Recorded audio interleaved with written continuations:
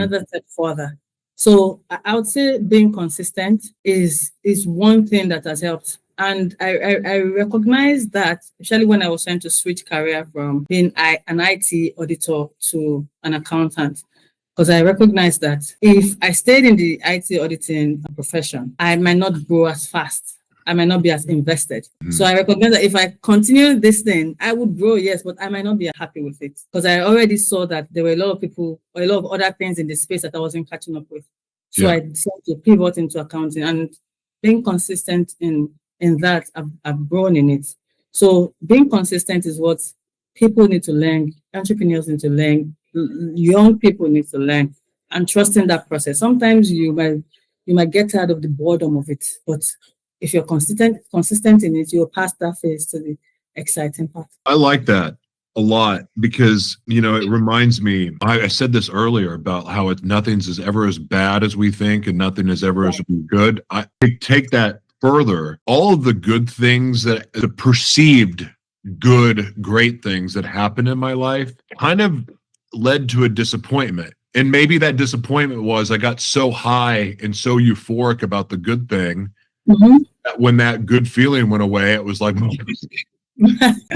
but in my experience, it's the traumas of my life, the difficulty, the failure, public embarrassment, the goofing up, the just failing, the sadness, the depression, the heartbreak. It all led to something that was a far greater blessing that I could have ever imagined. And it reminds me of the saying, the blessing is in the breaking.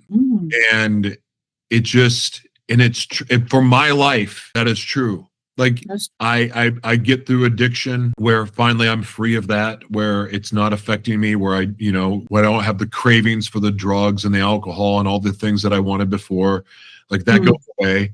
And then, then I developed this frequency induced tremor, right? And I thought I was going to die. I lost everything because of it again. And but the thing is that all that got taken away when this happened, and it's so much better than it was. But when it did happen, I thought I'd lost everything.